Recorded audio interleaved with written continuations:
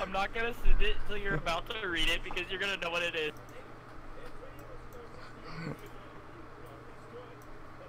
I'm not sending it until it's my turn. Wait, whose turn is it right now?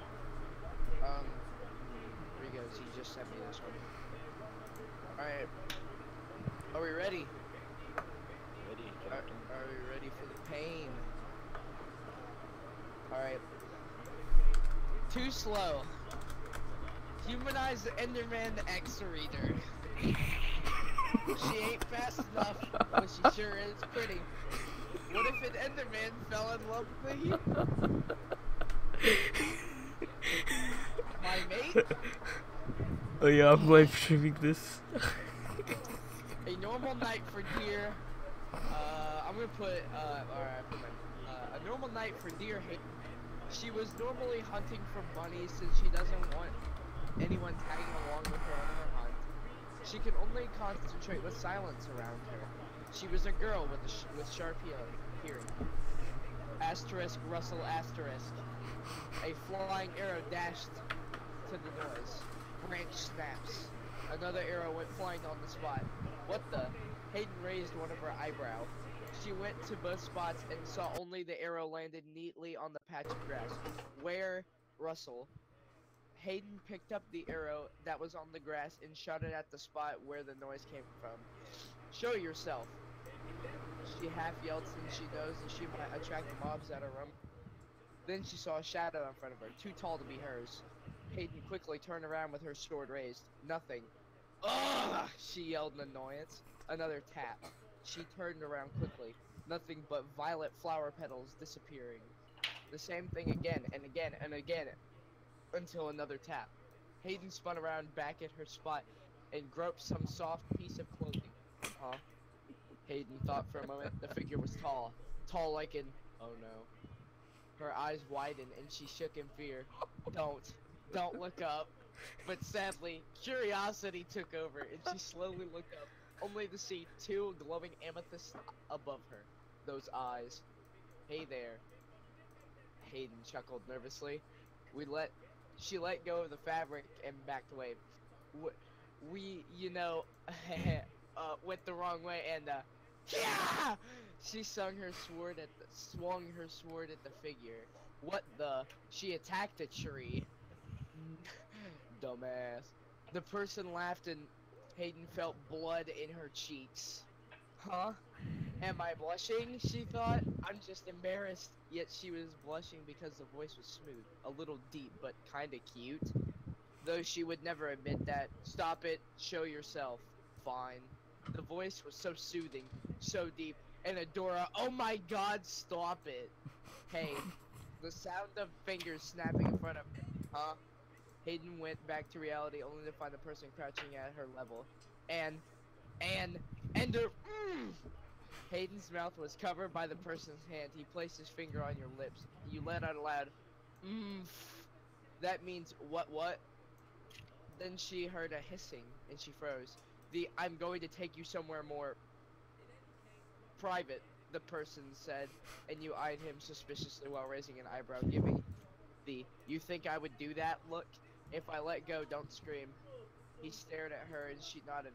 He eyed her with the same suspicion she gave him earlier, but he retracted his hand, and looked at her. You think I would come with a stranger? You crossed your arms and looked away. Name's Blake. No time to talk. He pointed at the creeper crawling towards you. Blake wrapped his arm around your waist and you tensed. He must have sensed it because he smirked. Hang tight, he chuckled. What do you mean, me, Kya? She was cut off by Blake's teleportation. When you reached the cave, Blake laughed heartily at your position. You were clinging on him for dear life, and your face was buried in his chest. We're here. No, we're here. He smirked. You instantly let go and backed away. You should see your face. It's covered with tomato sauce. He pointed a finger on your face, poking your cheeks. That made it worsen. What's your name, human? FN, fucking FN. FNLN. Don't say like you aren't one. I'm not. I'm an Enderman. I'm just one of the The inmate Frank said, "No way. In the Netherland am I going?" Ah! A sharp pain shot through the side of your neck. What the? You looked at your son to find a mirror and saw a bite mark on your neck. Huh? Your eyes wide. I marked you. Now no one will take you away from me. He smirked.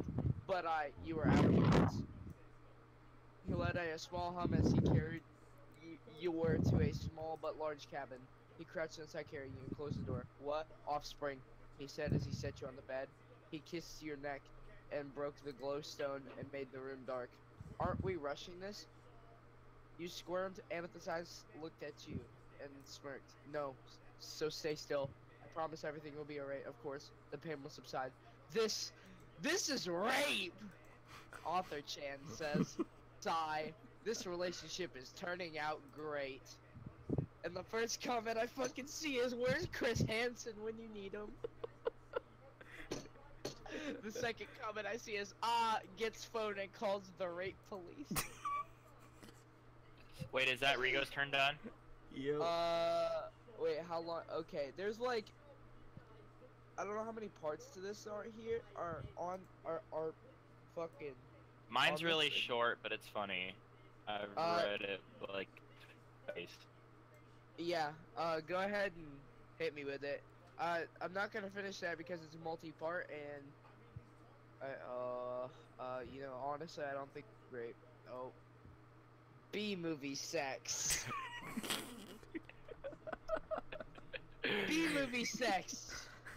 Bees by Dr. Bebop on Wattpad. Barry, are you sure about this? Vanessa whispered to Barry. He buzzed in response. Vanessa, babe, there's nothing I wouldn't do for you, the bee replied, his sultry voice easing Vanessa's tense thoughts. It had been over a year since Barry and Vanessa had consummated their love and gotten married. Fuck. True, there was a rather large uproar when it was announced that a bee was going to marry a human, but after Barry had somehow sued the entire human race, anything seemed impossible. And today, they planned to finally become true lovers. Today was the day they would have sex. Vanessa had grown tired of touching herself while Barry watched. She longed for the touch of someone, or in this case, some bee. Are you ready, honey? Barry said, chuckling at his own jokes. Yes, Barry. Make love to me so we can become one, Vanessa whispered. Carefully, Vanessa spread her legs and revealed her moist pussy to the bewildered bee. You're so beautiful, Barry whispered as he approached Vanessa's exposed labia. Be gentle, she whispered. It's been so long since I felt another person's touch, so I'm sensitive down there. Barry nodded understandably. Of course, he said, before he started to rub himself against her exposed clitoris. His soft fur tickled her bean, and she squirmed slightly, her pussy moistening. You like that? Barry teased playfully as he rolled his tongue across Vanessa's clit. She squirmed again and quietly moaned to herself. Barry, go inside, Vanessa managed to say through her hushed tones. Barry obliged and slowly crawled into Vanessa's tight hole, covering himself in her sweet juices. Barry could taste them in his mouth. So fresh, so clean, so tasty, he whispered softly. Barry stood up and looked around Vanessa's love tunnel. Dude, he's inside. It felt so soft around Barry's feet. Not wanting to be rude, he took his shoes off and began to walk around barefoot inside Vanessa's right cunt. So soft, he thought as he tread over the soft walls of his lover's vagina. Vanessa, Barry shouted, where do I start? Vanessa heard Barry's faint question and responded, just push around, she said. Well, okay, Barry said to himself. He got down on his hands and knees and started to gently caress Vanessa's vaginal cavern. Vanessa moaned softly as Barry began to feel around her pussy. So good, she whispered. Suddenly, Vanessa let out a loud gasp of pleasure. Barry had found the spot. Is this it? He asked her from inside her. Snatch! Yes, she screamed. There! Barry obliged again and began to rub the spot as fast as she could. Vanessa writhed around as Barry continued to pleasure her before she finally arched her back and came. After the orgasm, Vanessa let loose a stream of urine, which Barry could see appear from her piss hole. From where he was, It looked like he was sitting on the inside of a waterfall. A golden waterfall. Oh god, Barry, that was so good, Vanessa told her. Be loved. Please, again, Barry smirked. You got it, honey buns. He laughed, and then he turned and walked deeper into her temple of womb. Barry eventually reached her cervix. He caressed his finger around the edge of the donut-shaped hole before running his tongue around it. Vanessa practically screamed in ecstasy. Barry knew what he had to do. He slowly climbed up the cervix and pushed his way through, his stinger sliding through. Vanessa came again, splattering Barry with vaginal fluid. Barry had reached the heart of the complex, the center of the maze. In front of him stood Vanessa's towering ovaries. Barry was extremely aroused. He crawled up with the towering shafts and entered the upper half of her ovaries. Barry whipped out his bee-cock and began to furiously masturbate. The cavern was so tight that his movements sent Vanessa into ecstasy. Barry, she screamed, I'm gonna come. Her bowels loosened as Vanessa laid the stinkiest shit known to man.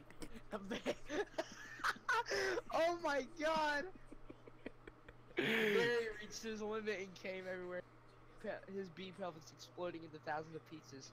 Barry's orgasm was extreme. Barry had to increase his pleasure. He had to feel more. Without thinking, he jammed his stinger into Vanessa's cunt wall.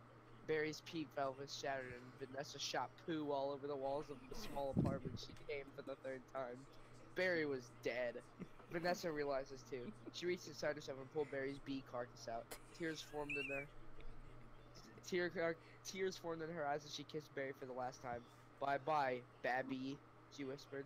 The end.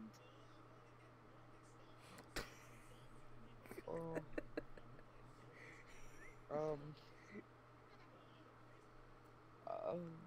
I think I just got caught lacking.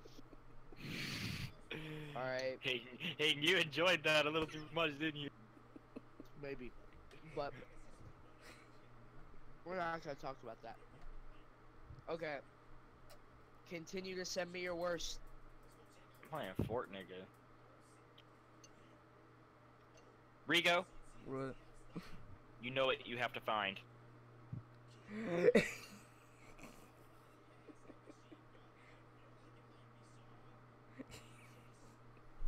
You have to find it, Rigo. I know what we're both thinking about right now. We're both thinking about the same thing, right? Yep. Find it and make Hayden read it. I'm really not ready. No, you have to make sure it's like a bad one too. You have to like pre-read it like a little bit. Just like read some lines in it. Dude, I found something Make that's sure. way better.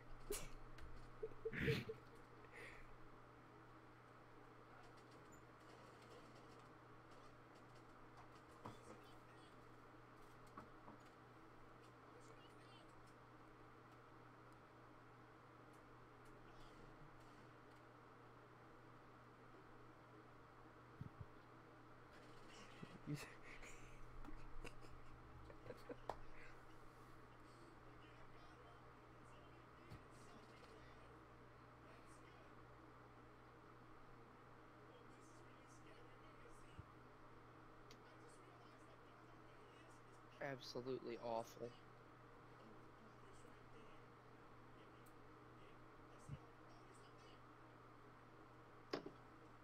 That B-movie one, it was cream of the crop awful. I didn't, you know, I just thought it would end there. No, it had to go with the scat. It had to get into shit territory. I really, was not ready for that. I'm probably not going to be ready for next things that are going to happen. Well, I mean, what goes trying to find? You're in for a treat. I'm really scared of what you're trying to find. You really should be. Rigo, please tell me we're thinking about the same thing, right? Yeah, but I found something. Is it better? Because I don't think it can get worse. I'm waiting for the ad, dude. I'm so like ready, but not ready. You know what I mean?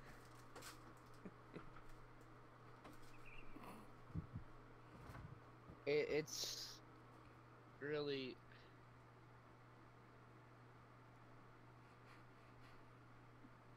Oh.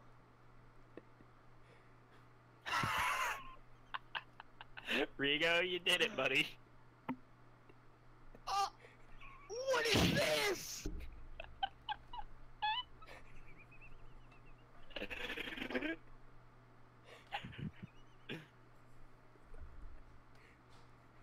Alright. Fallon X Sands from Fortnite X Reader. It's polymorous if you're against it. You're a homophobic fag. By Smells Like Ketchup on fucking Wattpad. Fally Mommy sucks Sansy Wansy dick. Fally.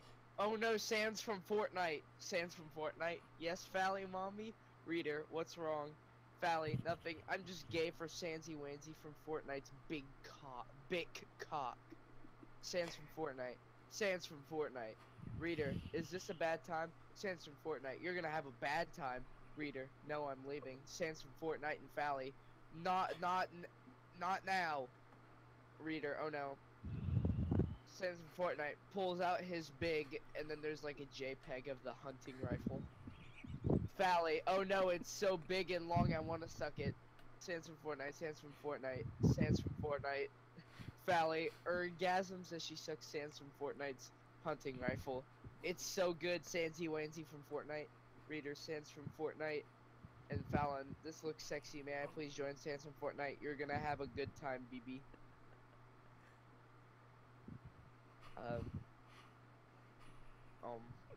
Yeah, that's it. It's over. Really?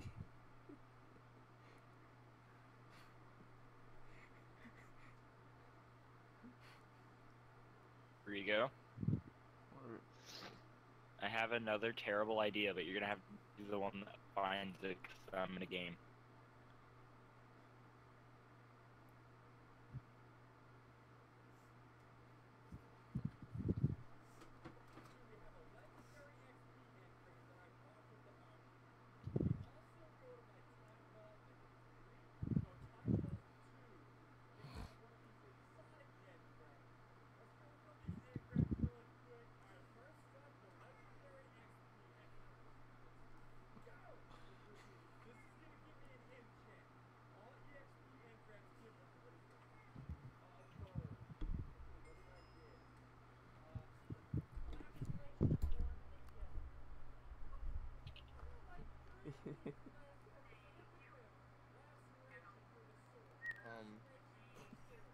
Rigo, look at your DMs real quick. So oh no. Okay. Childish Love. Human SpongeBob. X-Reader. YN, someone yells from behind me, the snow on the ground crunching from their footsteps. I turn around with a smile, my eyes quickly noticing a boy with yellow hair, freckles, a tooth gap, blue eyes, wearing a white shirt and red tie and brown shorts. My friend Trace. Rated 13 plus because of some foul language and maybe some mature themes. I'll try to make this non-gender specific. Quick disclaimer. I do not own SpongeBob SquarePants, or the characters in it. The art of human SpongeBob is not mine either. Okay. Ongoing. So this is a ongoing story. How long is? Oh, there are 27 chapters. That is awful.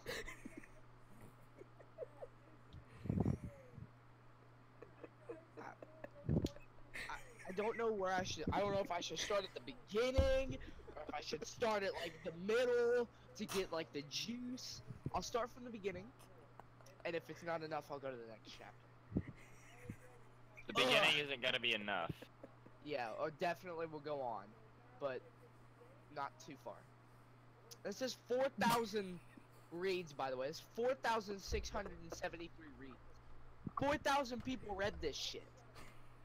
This is by Sip Josh. Sip Josh on Wattpad. Trace is so annoying. The teenager complains continuously, not even caring to see how I'm doing. I boredly nod, looking at the black watch on my wrist. The time is showing. 8:30 p.m.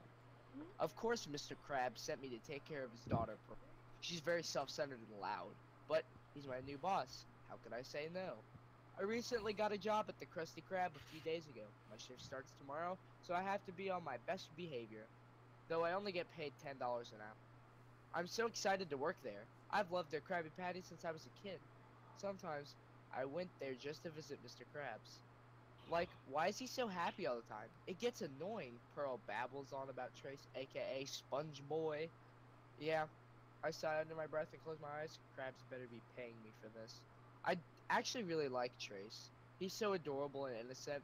His cheerfulness is what keeps me motivated every day, and hearing Pearl constantly complain about him just really ticks me off. I'm home. Mr. Krabs opens the front door and yells in a cheerful tone. I quickly jump up and smile. Oh, look at the time. I should head home. I head towards the door and grab my shoes. Bye, YN, Pearl says before complaining to her father about something. I put on my SC shoes and grab my FC hoodie from the coat rack, happily sighing. See you tomorrow, YM, my boss says to me before I close the door, leaving him and his loud daughter. Is Pearl black? The cold air hits my skin, giving me shivers while I put on my hood to cover my SC ears. I don't know what SC is. I think that's skin color. The winter, my favorite time of the year. Don't get me wrong though, the cold does bother me too. I just really love how the snow looks. The fact that there's not much bugs and wild animals makes me feel safe when wandering around outside. Okay, so real quick, she's talking about like bugs and stuff like that and snow, but they're underwater. So my house is next to Trace's house. I moved there since it's the most open spot in Bikini Bottom. Not too much people or too little. Plus it's near the Krusty Krab. I walk down the road with my hands hiding in my pockets, the air turning to mist with every breath. YN, someone yells from behind me, the snow on the ground crunching from their footsteps. I turn around with a smile, my eyes quickly noticing a boy with yellow hair, freckles, a tooth gap, blue eyes, wearing a white shirt, and red tie and brown shorts. My friend Trace.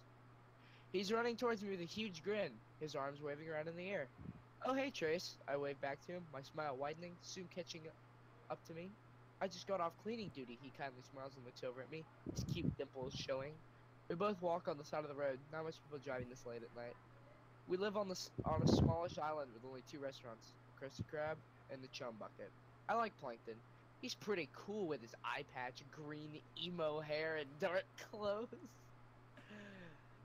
He's pretty mellow when he's not trying to steal the Krabby Patty formula. He's shorter than me too, which is awesome because I'm always known to be as a short one. Right here. This is a author's note. Sorry if you're tall, just go with the flow. Sweet. I look at him, chuckling softly as he takes out his bottle of bubbles, along with the pink straw thing. You, do you want to go bird catching tomorrow? He blows a bubble while smiling. Sure. After I finish work though, the sun isn't visible anymore. The moon, the only source of light. Oh yeah, it's your first day tomorrow. He grins and does a little hop. I can't wait. We can be work buddies. Yeah. I ruffle his hair and smile. He looks back at me with an innocent smile. Me and Squidward, or well, they call him Soulward. Me and Soulward get along fine. I help him with his art and music, not caring about how bad he is. I mean, at least he's trying, and he's putting it as much work as he can into it. Patrick is pretty cool. He's lazy, like me, and supportive, though it's not much help from his lack of knowledge.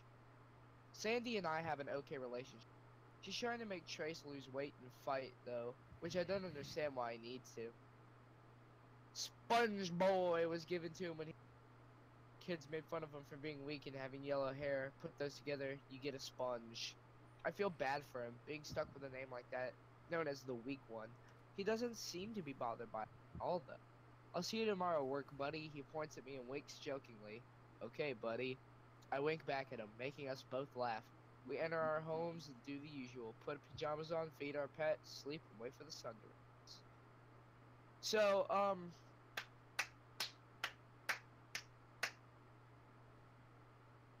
I'm looking at the end of this chapter, and this person has a Twitter. So if you want to go follow this person for making such art, You can follow them at Sipjoss with a capital S, SIPJOSS. And for some odd reason, if you want to follow the main character, or not the main character, if you wanted to follow Human SpongeBob's Twitter, on here it's at /SpongyTrace at // but just Spongy Trace works, SPONGYTRACE. Let's continue on to the next part. Okay, so we got chapter 2. This looks short and sweet. Hello, and welcome to the Krusty Krab. Can I take your order? I kindly smile with my hands behind my back, standing behind the cash register. I'll get a, puts his hand to his chin, looking up at the menu. Krabby Patty, please. Oh, and with cheese. Alright, I nod and write it down. Would you like a drink? He goes back to thinking. Meanwhile, Trace is peeking his head up through the window behind me, waiting patiently for the order. You guys have water? He asks. Is this guy serious? Yeah, we do. I nod again, forcing a smile. What about soda? He scratches his chin, still reading off the menu that only has 4 things on it. Yes, we have soda, water, iced tea, and juice. My eyebrow twitches at words. What about milk? He taps his foot on the wooden floor, a line slowly forming up behind him. Yep, I sigh under my breath, nodding once again. Nah, I'm not thirsty. He shakes his head. Okay, is that all? I continue to smile as I rip the paper from the note I was writing on. The man reaches into his pockets and then laughs. Oh yeah, I left my wallet at home. Never mind. He turns and leaves the restaurant. My eyelids start twitching, crumbling up the paper and tossing it across the room. After work, I wait outside for Trace to finish cleaning up. Sitting down with my legs crossed, leaning against the outside wall. A short boy with a dark green hoodie covering his face walks up to me, taking his lovely time. I watch him boredly, blinking multiple times. Hey, Plankton. Who's Plankton? He raises his head, letting his face fall back. There's a fake mustache glued under his nose with his usual eye patch. I burst out laughing while pointing at him, kicking my legs around. His face turns red in embarrassment, stomping his foot like a kid. Damn it! Another one of his attempts to take a Krabby Patty.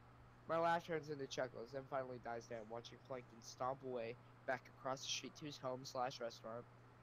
I'm ready. Trace opens the glass doors and grins, doing a heroic pose. Yay! I smile and hop to my feet, doing a little happy dance. He giggled softly, lifting his shoulders a bit. So what about that bird catching? I look at him with a cocky smile, raising an eyebrow. What about it? He returns the tip and gives me a sassy look. Beat you there. Before I even finish my sentence, I sprint away with all my might. No fair! Trace yells with a pouty face, sprinting after me. I giggle and slow down a bit so he can catch up, looking behind me to smile at him.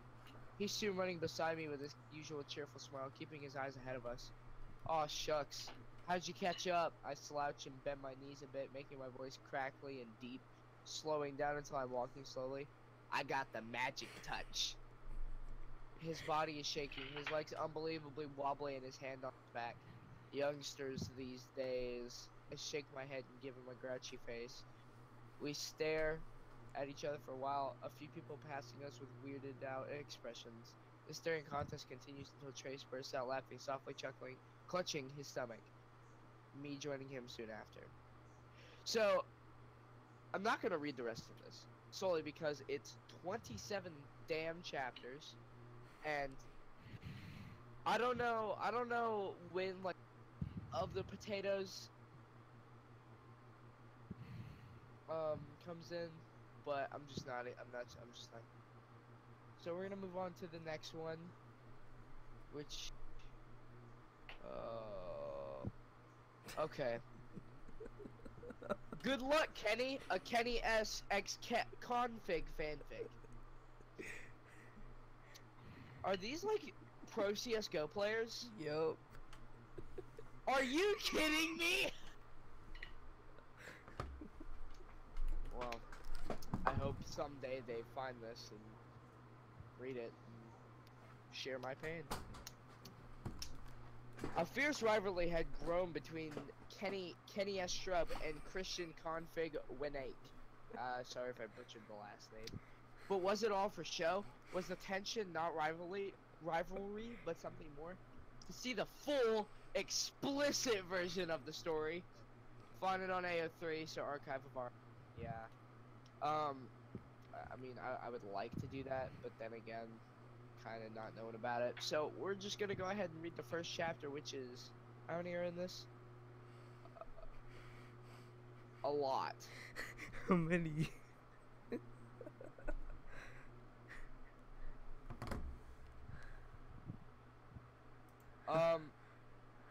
So there's like 6 chapters. I'm thinking, yeah. So there's 6 chapters. The warm up, stage fight, go nuclear, rush B, spray and pray, headshot.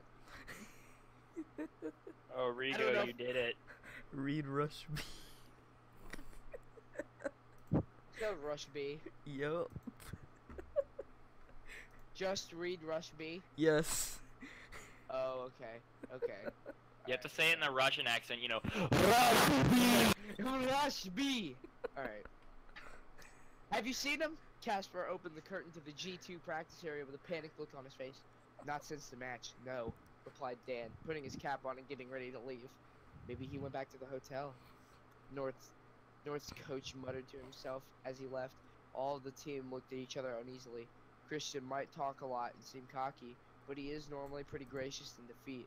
Not once seeing him and not him even posting on Twitter about the match was strange. Kenny packed away his stuff, but spilled an energy drink all over himself by mistake. His hands were now all sticky and it wasted a perfectly good drink. As G2 walked towards the exit of the arena, Kenny asked if he could quickly use a bathroom to wash his hands before they left. The team waited outside as Kenny went in. The furthest stall was occupied, but it was otherwise empty. The door stall opened with a gentle chime of glass. 2 bottles before Christian emerged. He rubbed his eyes and turned to look at Kenny. He stared at him for a second but said nothing. The 2 men stood there not speaking, waiting, watching each other in the mirror as though they couldn't quite look away. Good game, Kenny. Christian finally spoke. We have a saying in France. I don't speak baguette. You think I don't bite? You know French enough to understand you. Kristen once again stepped towards Kenny. A faint smell of alcohol clung to his breath. Kenny stood his ground. He half expected to get pushed to the ground and punched in the face. Instead, the gap between them closed. Kristen looked at Kenny for a moment more and then pulled him into an unexpected kiss against the wall. Kenny could walk away right now. The path was clear to the door. He could leave. He could pull himself from the embrace and run. But he didn't want to stop. Rest of the chapter available. So, don't want to do that. I really, pro CSGO players having gay butt sex. Not knowing about it. So this,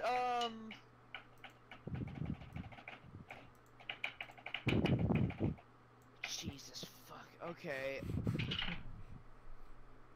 One of the, one of the comments is, roses are red, cacti are prickly. Let's just say that escalated quickly. Fuck. Fuck. Alright. Mercy X Reader, your guardian angel. Just to remind you, this has 116,000 reads. This is by a fat llama on Wattpad. This is ongoing, updated February 24th. You were Dr. LaAngela Mercy Ziegler's, don't know how to say it, medical assistant before the conflict at the Swiss base. After the fight between Jack Morrison and Gabriel Rise, what will happen between the two of you? This is... Okay, I'm not reading that. How many chapters does this have? We have 22 chapters. Now, what I'm looking at, there are two big fat, sex scenes. Rigo, What? big nigga porn. Well, not Find it. like... Find it and make him read it. It's actually, there are 4 big fat sex scenes, so I'm gonna read those, because that's the meat of the potatoes. Oh, no, it has to have, this nigga got a big dick. It has to have, This nigga got such a small dick, he's slacking on this bitch ass. His getting even pleasure his bitch. I'm gonna fuck him anyway. In the sidebar, I see Tracer X Depressed Reader. Fuck. Read that. Alright. Yeah. Oh, there's a part 2. There's a second one. No. You wake up with the sun shining through the windows. You blink your eyes a bit to adjust to the new incoming light that is entering the room. You look at Angela, who is still sleeping. She looks so beautiful with the sun coming in and reflecting off of her. You pet her hair a bit, and she doesn't wake up yet. You start to reflect while doing this. You had only been on Oahu for about a day, and you and Angela almost instantly fell in love with it. The pretty blue water, the beautiful plant life. You picked a hibiscus flower and placed it in Angela's blonde hair. She looked very pretty with it. You guys had plenty of fun all in one day. You figure you two should just get up. You should get up for some food. You shake her arm a bit, and Angela blinks her eyes a bit as she yawns. She looks at you and smiles. Guten Morgen, Angela says. Aloha kakiakakaka, you say. Brushing up on your Hawaiian, I may have looked a couple sayings up. Are you hungry? Yeah, let's find a place for some... shit, it's been a minute since I did some German, so I'm not gonna read that. It's not even German, it's like Swiss. I don't speak Swiss. You and Angela get up and start to get ready for the day. Once you're ready, you two head out to find some place for some breakfast. You find a place, and after a bit of waiting, finally get a table and order breakfast. A lot of...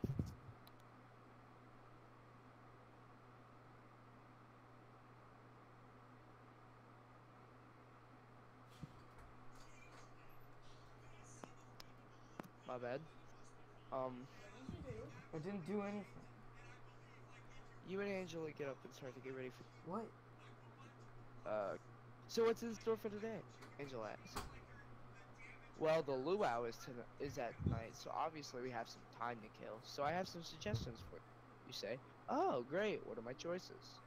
Well, we can go snorkeling and see some sea life, some cool fish and sea turtles. That's option 1. Option 2 is we visit Pearl Harbor. No explanation needed about that. Option 3 is doing that movie tour. Here, I'll be right back. I'll be right back. Hold on. Right. We could also just do a spa thing or head to another beach. Okay, I'll think about them and I'll tell you when we finish. The two, this is how, oh no. Oh no. Oh no. I need to back out of this one. The one that you just sent me is HTF crack fanfics.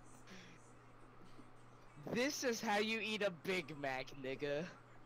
Disco Bear. This is how you eat a Big Mac, nigga. Smug Wendy slaps it out of Disco Bear's hands. Disco Bear enters Super Saiyan Weeb mode. Disco Bear. Weeaboo powers activate. Flippy Lammy, Mr. Pickles, Splendid Splendaunt, the Buddhist monkey appears. The fucking weeaboos get into attack poses. The fucking weeaboos attack. An epic fight against Smug Wendy and the fucking weeaboos as the Attack on Titan theme plays as Chibi pulls out her cringe book. Chibi holds up cringe book. By the power of Vor and Mpreg, I summon Stingy and the squad. Stingy, sup bitches. Grammy Norma rises from the grave. Hey homies, Biggie Cheese, AAA. Shrek, hey, you're an all-star. Hell nah, I am. Mole, hi. Chibi, and we are the Cringe-tastical squad. Reader, does this mean Grammy Norma is back? Grammy Norma, no, and I also have a bingo game at 2 with Satan and Hitler. Reader cries, Chibi, stop. Chibi, Shrek, I told you to stop peeling onions. Shrek, no. Well, the squad is back for a little while. The rat, can I join the squad? Chibi, no bitch. The rat cries.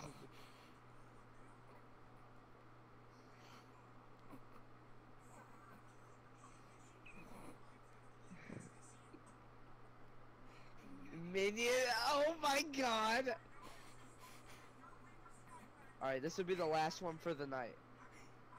We're gonna end off on a good note. Minions have layers too. Shrek X Minion Smut. This has 5,000 reads. This is by Busha. 2 zeros instead of O's on Wattpad.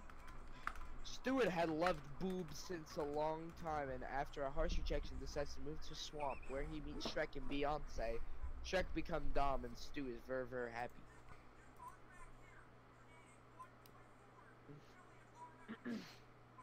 Oh, so this is like a minion language, okay. So, Boobhead said. Stewart remembers it so vividly. Stewart had replied, tears running down his face. It was at this moment Stewart knew he could no longer stay in far, far away. Stewart had to move on from Bob, his one true love. Kevin walked into Stewart's room to find him crying. He asked. Stewart responded. Kevin shoved banana in Stump Art's anus. He screamed in ecstasy. He pounded him hard from behind and then slapped him across the face with a mushy banana. They both fell like two jelly beans from a ledge on top of each other, sweaty. As Kevin fell asleep in Stewart's rectum, Stewart knew that he would have to leave, so he could not leave Kevin on like this, and he needed a new start. Stu left Kevin in the bed, sound asleep. He whispered, his tears filling his goggles and drowning his eyes. Kevin's naked chest was rising and falling slowly, steadily, and Stewart knew he was going to miss him in his sexy overalls. Stewart left in the night like an owl.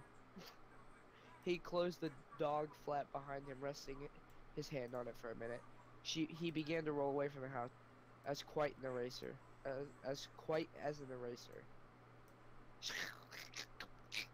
He muttered as he stole a glance at the house, getting smaller and smaller in the distance. He called +61 429 980 114 for taxi. Ha! He shouted, Bama pumpkin. Swamp. Stewart mumbled into the cabbie. To the cabbie. It began to rain as he left far, far away and wondered what awaited him. Swamp debut. Terry the cabbie knew exactly where he wanted to go. He drove out far, far away, Stewart anxiously tapping his little yellow nubs in the pumpkin cart. Going for a holiday, eh? Terry inquired. Stewart said, but thought to himself the real reason for his absence. As the pumpkin pulled up to the outskirts of the swamp, Terry told Stewart that he could not go any further and he would have to make the rest of the way on foot. Reluctantly, Stewart obliged. He muttered glumly. As he wandered the putrid mush of swamp water and ragged outcroppings of trees, Stewart became frightened and considered turning back. The only thought keeping him motivated was the mental image of the house he would be staying with. After hours of walking, Stewart finally arrived at the shack in the swamp, and out of it emerged the being that Stewart so desperately wanted a bowl of sugar from. Shrek. Welcome, Stewart. The sexual tension was clear. After sheer minutes of waiting, Stump Art admired the real reason he had come. Shrek blushes and says, I feel the same way. And then it was nighttime. Shrek pounds his monstrous green penis into the petite rectum of the little yellow bean. Stunart moans and cries he is hurting. Shrek places a big green sausage finger over his mouth and whispers while thrusting, Tonight is for you, Stu. Shrek comes in his bum. Stewart wants to please him after this favor. He stands up and must reach to blow and suck on Shrek's wang. He wraps his tongue around it and licks the inside of his skin for cleaning out the swamp gunk. When Shrek comes in his mouth, Stewart smiles, revealing the gunk rat droppings and green spunk. The contract, spelled with a K. Just as the sun rose the next morning, Stewart rolled out of bed. He was still sore from the night before. Yeah! He screamed as he rolled onto his back. Hearing the noise, Shrek turned to face Stu and looked deeply into his crusty eye. No, Shrek said as he placed his chody finger against Stewart's puffy wet lips. Carrying Stu on his shoulder, Shrek carried him to the living room and dumped him onto the couch. Eagerly, Shrek began to rummage through the drawer behind the couch and pulled out a contract. Naka-daka-dup, Stewart asked, but Shrek just looked him in the eye and into his soul. Afraid of Shrek's gaze, Stu froze, but Shrek knew what to do. Shrek came over and ripped Stuart's pants wide open and grasped his flaccid womb ferret. He grasped it so hard that drops of yellow blood came out. Nah, Stuart said, but Shrek didn't listen. He placed Stuart's large papaya against the paper and signed Stuart's name. Then there was a loud rumble from outside of the swamp. Shrek and Stu ran outside and saw bubbles coming from the swamp. It was Beyonce. All the single ladies, she roared, and Stuart's pooed. The end.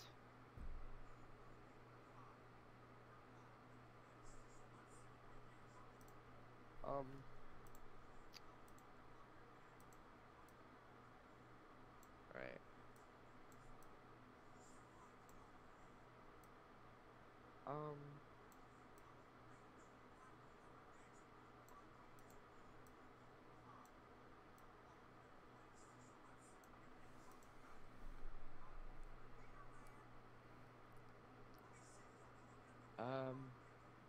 Yeah, so, thank you guys, or, you know, people who'd ever watch this god-awful garbage. Are you watching the stream right now, Hayden? Yeah. Okay. Thank you so much for watching. If you want to see more of this god-awful trash, then comment, do all that stuff. Tomorrow or something, we'll probably do something else stupid like this, and, it'll be all good and stuff, so thanks. I'll see you guys, awful video. Goodbye.